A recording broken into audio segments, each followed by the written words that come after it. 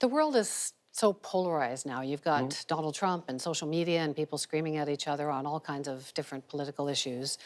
Are you part of that polarization? It's a good question. I don't think so. The reason I don't think so is because I've had hundreds of letters from people now, maybe even thousands of letters from people who've told me that they had become increasingly attracted, for example, by the blandishments of the radical right. But because they'd been listening to what I was saying online, they decided that that was a very bad idea.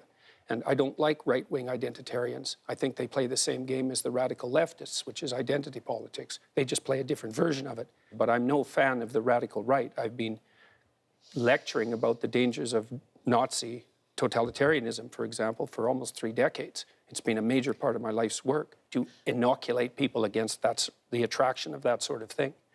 After you're speaking out against the federal bill, C-16, and gender pronouns and so on, the federal government cut your funding for research. Rebel Media came in and did a crowdfunding project for you, raised about $200,000. After Charlottesville and the riots, the protests there, many people cut ties with Rebel Media, including the Conservative leader Andrew Scheer, saying that it could be seen as giving hate groups a platform.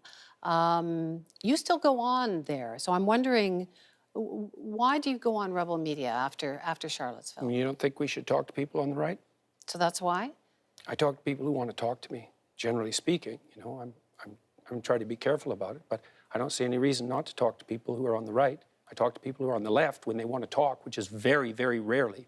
I've read a lot of what you've posted in the last year or so. In fact, you're very careful about saying, please be less radical. So then there's a real question there, is given that you've encountered the material I have, why do you think that all these accusations have been leveled at me?